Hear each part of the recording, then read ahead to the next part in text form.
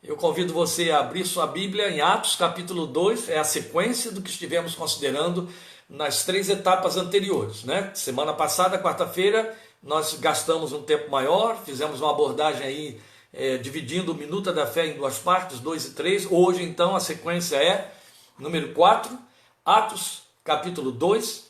O texto que nós temos é longo, e eu até poderia lê-lo, porque estamos com espaço para isso todo, mas vou cansar você desnecessariamente. No entanto, eu recomendo que você depois faça a sua reverificação do texto.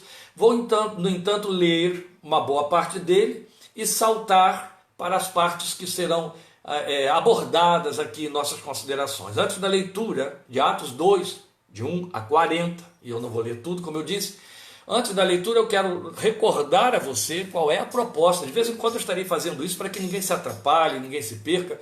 Qual é a proposta desse tempo que estamos separando, chamando de Minuta de Fé, estudando Atos dos Apóstolos primeiramente, depois, querendo Deus, iremos aí para algum outro texto da Bíblia, mas o propósito é exclusivamente devocional.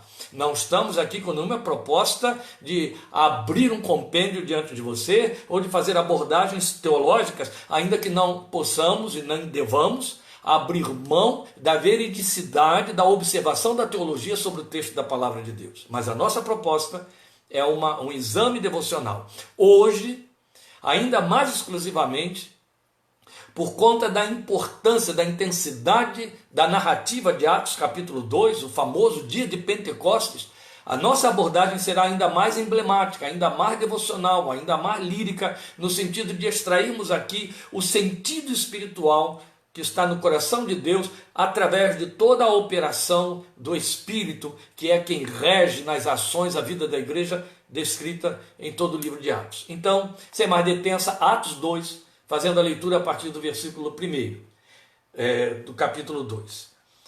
Chegando o dia de Pentecoste, estavam todos reunidos num só lugar.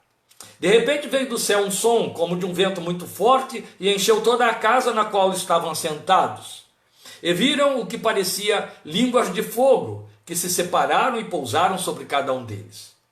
Todos ficaram cheios do Espírito Santo e começaram a falar noutras línguas, conforme o Espírito os capacitava. Havia em Jerusalém judeus devotos, vindos de todas as nações do mundo. Ouvindo-se o som, ajuntou-se uma multidão que ficou perplexa, pois cada um os ouvia falar em sua própria língua. Atônitos e maravilhados, eles perguntavam: acaso não são galileus todos estes homens que estão falando? Então como os ouvimos, cada um de nós, em nossa própria língua materna? Partos, medos e elamitas, habitantes da Mesopotâmia, Judéia e Capadócia, do ponto e da província da Ásia, Frígia e Panfilha, Egito e das partes da Líbia próximas a Cirene, visitantes vindos de Roma, tanto judeus como convertidos ao judaísmo, crentes e árabes. Cretenses e árabes. Nós os ouvimos declarar as maravilhas de Deus em nossa própria língua. Atônitos e perplexos, todos perguntavam uns aos outros: que significa isto? Alguns, todavia, zombavam deles e diziam: eles beberam vinho demais. Então Pedro levantou-se com os 11 e em alta voz dirigiu-se à multidão: homens da Judéia e todos os que vivem em Jerusalém, deixem-me explicar-lhes isto. Ouçam com atenção. Estes homens não estão bêbados, como vocês supõem. Ainda são 9 horas da manhã. Ao contrário, isto é o que foi predito pelo profeta Joel. Nos últimos dias, diz Deus, derramarei do meu espírito sobre todos os povos. Os seus filhos e as suas filhas profetizarão. Os jovens terão visões, os velhos terão sonhos. Sobre os meus servos e as minhas servas derramarei do meu espírito naqueles dias e eles profetizarão. Mostrarei maravilhas em cima no céu e sinais embaixo na terra, sangue, fogo e nuvens de fumaça. O sol se tornará em trevas e a lua em sangue antes que venha o grande e glorioso dia do Senhor. E todo aquele que invocar o nome do Senhor será salvo. Esta é a profecia de Joel, que Pedro está recitando aqui nessa alta proclamação que ele está fazendo. Continuando no versículo 22. Israelitas, ouçam estas palavras. Jesus de Nazaré foi aprovado por Deus diante de vocês por meio de milagres, maravilhas e sinais que Deus fez entre vocês mesmos, por meio dele, como vocês mesmos sabem. Este homem lhes foi entregue por propósito determinado e pré-conhecimento de Deus, e vocês, com a ajuda de homens perversos, o mataram, pregando-o na cruz. Mas Deus o ressuscitou dos mortos, rompendo os laços da morte, porque era impossível que a morte o retivesse. A respeito dele disse Davi: eu sempre via o Senhor diante de mim, porque ele está à minha direita, não serei abalado. Por isso o meu coração está alegre e a minha língua exulta, o meu corpo também repousará em esperança, porque tu não me abandonarás no sepulcro, nem permitirás que o teu santo sofra decomposição. Tu me fizeste conhecer os caminhos da vida e me encherás de alegria na tua presença. É uma citação do Salmo 16, que Pedro, que já havia acabado de citar Joel, está usando agora para referendar a profecia alusiva à ressurreição do Messias de Deus. Agora eu vou dar um salto para poder nós nos situarmos melhor e vou para o versículo 37, aí mesmo, de Atos capítulo 2. Quando ouviram isso, ficaram aflitos em seu coração e perguntaram a Pedro e aos outros apóstolos: irmãos, que faremos? Pedro respondeu: arrependam-se e cada um de vocês seja batizado em nome de Jesus Cristo para perdão dos seus pecados e receberão o dom do Espírito Santo. Pois a promessa é para vocês, para os seus filhos e para todos os que estão longe, para todos quantos o Senhor, o nosso Deus, chamar. Com muitas outras palavras, quer dizer, falou bem mais do que está registrado aqui, os advertia e insistia com eles: salvem-se desta geração corrompida. Os que acreditaram, os que aceitaram a mensagem foram batizados, e naquele dia houve um acréscimo de cerca de 3.000 pessoas. Eu li então até o versículo 41. Vamos então a essa abordagem, a esta avaliação devocional da mensagem emblemática que está por detrás do evento histórico, factível, sobre o qual grande parcela da igreja estabeleceu pontos doutrinários. Eu os remeto ao nosso primeiro estudo a esse respeito. Quase que invariavelmente nós olhamos esta narrativa aí admirados, atraídos, por causa das imagens descritas do fenômeno. A semelhança daqueles homens que também estavam admirados. Eles tiveram o privilégio de assistir isso naquele dia, que está longe de nós aí por mais de 2000 anos. E também, quase que invariavelmente, nós nos esquecemos de acompanhar os detalhes por eles observados quanto ao propósito e significação do milagre. O milagre não foi dado para ser um fato só em si mesmo. Ele comunicava algo muito especial. E é sobre esse algo comunicado que eu convido você a prestar atenção no texto, em cima dessa nossa análise que estamos fazendo dele aí. Foi um milagre que ocorreu em cumprimento à promessa que o Senhor havia feito, não é? Dias antes, como nós vimos aí no capítulo anterior e estivemos considerando nos 2, 3 estudos atrás aí. Naquela ocasião, na promessa, ele afirmou que todos eles, a igreja ali representada por eles, e eram da ordem de 120 naquele local, receberiam poder pelo Espírito Santo para serem suas testemunhas até os confins da terra. Bem, esse é ponto batido, nós já estivemos considerando. Agora, passado o momento de efusão, aqui eu estou me referindo ao momento em que todos começam a falar em línguas, e isso chama a atenção daquele povo que consegue identificar seus próprios idiomas. Havia ali mais ou menos 16 nações diferentes, e todos estavam ouvindo suas próprias línguas, e Lucas nomeia essas nações, ele as discrimina muito bem. Então, passado esse momento de efusão, Pedro se levanta e discursa na língua que então estava ali generalizada, provavelmente em aramaico, com toda certeza em aramaico. Ele discursa afirmando que ali estava o cumprimento da promessa feita por Deus através do profeta Joel. Acabamos de ler aí no texto do livro de Atos 2.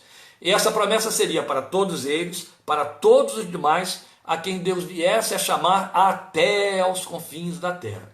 Agora, quais são os detalhes então que ultrapassam a forma vista e os movimentos que seguiram a essa forma? Estou chamando de detalhes que ultrapassam a forma. Vamos a eles. Veja, havia ruído como de ventania de uma tempestade. E havia uma algaravia de sons que se mesclavam na forma de idiomas, e eram idiomas. Então havia figuras etéreas também, de fogo, como pequenas labaredas que pousavam sobre as cabeças dos que se punham a falar em alto som, porque eles prorrompiam em proclamação de louvores que adoravam a Deus. Já que, para afirmar o fato de que ali estava um emblema e uma significação muito grande por detrás do emblema, você percebe que há fenômenos que não haveria por que ter de acontecer de novo, mesmo no registro do livro de Atos sobre a ocorrência do derramar do Espírito com a presença de línguas sendo faladas pelos que estavam recebendo, sendo cheios do Espírito. Posteriormente, depois dessa narrativa de Atos 2, não houve mais o som de um vento impetuoso, nem ninguém mais viu labaredas de fogo sobre a cabeça deles. Então, justamente aqui, por conta disso mesmo, já sabemos que o que Deus está fazendo é imprimindo uma significação e uma mensagem para nós, não é? Então eles prorrompiam em proclamação de louvores que adoravam a Deus. Era isso que aquelas línguas falavam. Essas eram as formas, ou as figuras da forma. Mas onde estava a essência? Qual a essência? O que esse milagre comunicava? A fala. O milagre do derramar do Espírito produzindo línguas que não pertenciam a quem as falava. Falassem, fossem faladas, estava na fala. O milagre era a fala dos discípulos. Eu vou mudar isso um pouquinho e chamar de o novo idioma que a igreja recebia por ação sobrenatural do Espírito Santo de Deus. Literalmente, como Paulo vai ensinar mais tarde, conforme o Espírito os capacitava. Muito tempo depois, doutrinando a igreja, o apóstolo Paulo está em 1 Coríntios 12:3, ele disse que ninguém pode dizer Jesus é Senhor, a não ser pelo Espírito Santo. Isso explica o propósito da dotação ocorrida ali. Poder para ser testemunha. É muito interessante isso que eu acabo de colocar. Aquele poder vem e eles recebem um novo idioma.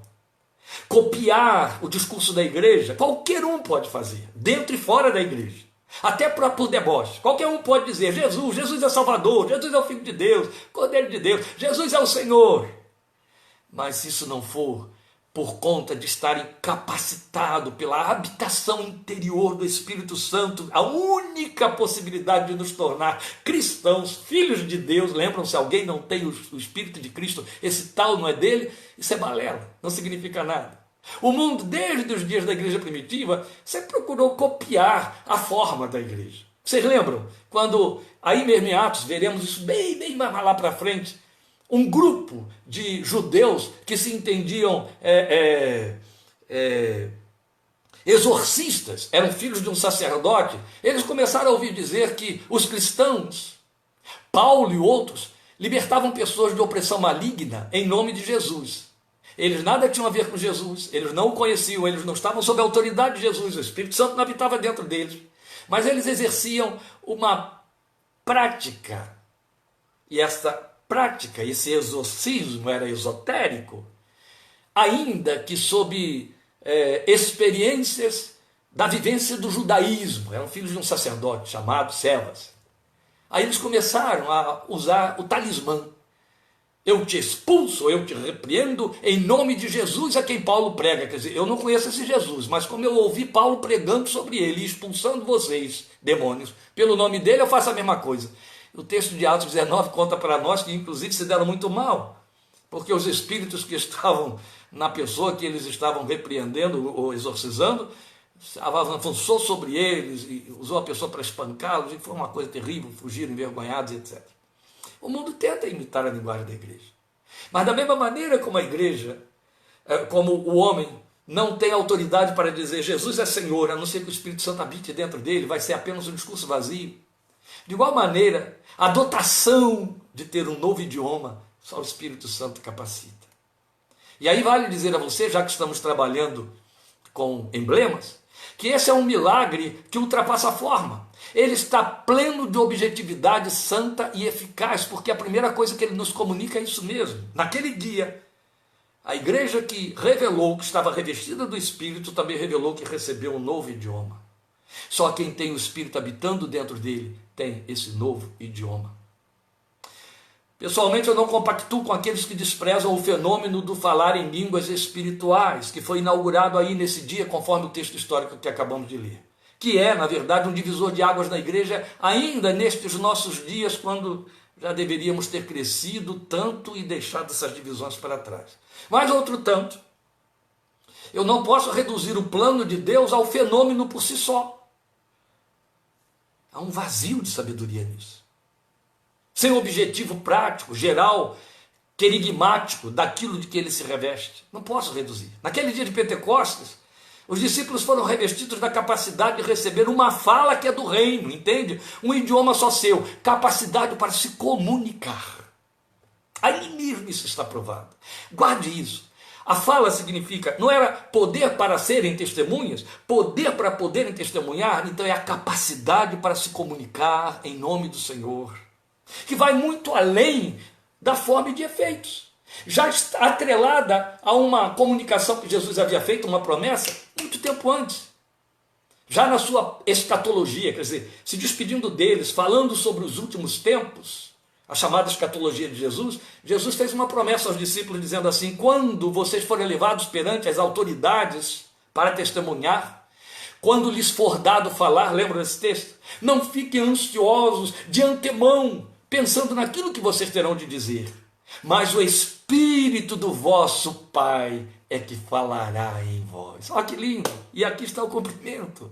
Aquele que é cheio do Espírito de Deus, aquele em cujo coração o Espírito Santo passa a habitar para que ele seja de Deus, para que ele seja cristão, para que ele tenha novo nascimento, está potencializado para que Deus fale através dele e comunique o seu testemunho. Bom, não é? Você sabe que a gente já poderia ter parado por aqui para poder entender e assumir a significação, a razão, porque o Espírito Santo veio com esta forma visível sobre a igreja nos primórdios. Só que eu volto a dizer, não concordo com aqueles que dizem, isso aconteceu lá, era só emblemático mesmo e não vai se repetir mais. Outro tanto, não posso concordar com aqueles que entendem que a forma vale só pela forma. Cuidado com isso. Mais do que a forma, havia a essência, havia a dotação pelo Espírito Santo de comunicar algo, além de mostrar algo acontecendo. Era mais do que mostrar algo acontecendo.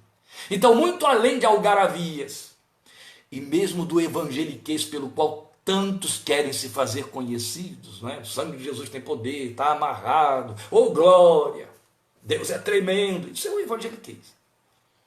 A gente fica presumidamente identificando crentes por essa linguagem. Esse é evangélico, ele fala como evangélico. Esse não é o idioma do Espírito.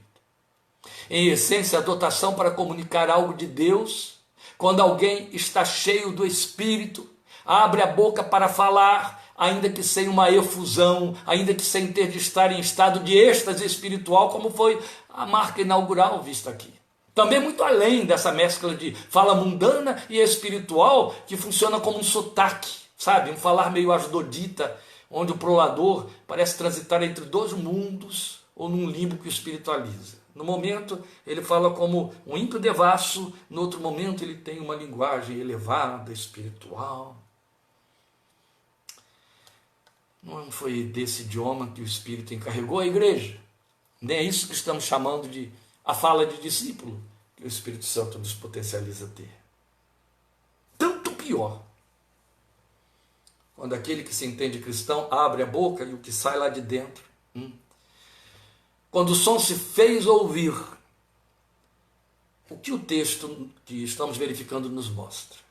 A fala de discípulo, o idioma da igreja, que proclama as grandezas de Deus. Era isso que todos estavam entendendo nas suas línguas. O que saía da boca daqueles 120 era a proclamação das grandezas de Deus. Então tudo se reveste de emblemas que nós podemos perceber sem perder a sensibilidade para o fato de que o fenômeno também continua tendo seu lugar. Do contrário, teríamos que rasgar da nossa Bíblia quase que o livro inteiro de 1 Coríntios, especialmente os capítulos 12, 13 e 14, e o capítulo 1 também. Cuidado com isso, não é verdade? Mas vamos ver o que essa fala comunica, já que estamos falando dos emblemas. Ela é ouvida mesmo pelos zombadores, porque ela soa altissonante. uma oitava acima, um tom acima. Quem tem nos acompanhado aí nas lives está entendendo do que estamos falando. Ela sobrepõe-se a qualquer outro discurso. E isso não significa que ela se sobrepõe porque ela grita. Ela se sobrepõe pelo poder de que está revestida. Porque ela comunica algo que ninguém detém, entende? Cujo conteúdo, cujo núcleo, lastro, os outros não detêm. A ciência não detém. A filosofia não detém. Não. É o poder do Evangelho de Jesus. Ela é compreendida dentro da capacidade íntima que cada ouvinte tem de perceber os sonhos. Olha, gente, eu estou fazendo essas considerações à luz do que o texto mostrou para nós, à luz do que ocorreu a partir do momento da efusão. O que ocorreu ali? Que aquela língua, aquele idioma, aquela fala de discípulo que eles receberam, passou a ser compreendida dentro da capacidade íntima que cada ouvinte tinha de perceber os sonhos e traduzi-los para si de forma inteligível. Continua sendo assim. Quando você fala pelo Senhor, o Senhor fala por você, o outro, por mais resistente que esteja, recebe uma comunicação que vai lá no íntimo do ser dele, porque vem do alto, é Deus quem está falando. Ele fala daquilo que quem está produzindo nem sequer sabe o que está dizendo. Por mais estranho pareça para essa pessoa o princípio de assimilar essas comunicações interpessoais, por mais estranho que pareça. E quando a atenção a essa fala é devidamente dada, é o que acontece aqui depois do discurso de Pedro, corações se compungem, abrem-se, querem saber mais, o que faremos, irmãos? E o espaço então vira palco para ensino e proclamação do plano redentor de Deus. Continua sendo assim, quando os corações se abrem, tudo mais vai acontecendo. E o plano redentor de Deus é revelado através dessa obra por meio de seu Filho Jesus, que a fala comunica. Então funciona como a capacidade que o Espírito dá de falarmos a língua que abre o entendimento do outro, que vai lá no seu coração, entende? Que o atrai para o conhecimento de Deus, engrandecido pela fala do adorador, até que esse outro possa ouvir tudo quanto mais nós, discípulos, podemos e devemos dizer. Então é exatamente da altura do que disse o Senhor Jesus. A boca fala do que está cheio o coração. Ora, a proposta do Evangelho é que você esteja cheio do Espírito Santo. Então, quando sua boca se abrir, o Espírito estará falando através de você. Um coração cheio do Espírito vai expor esses conteúdos em sua fala.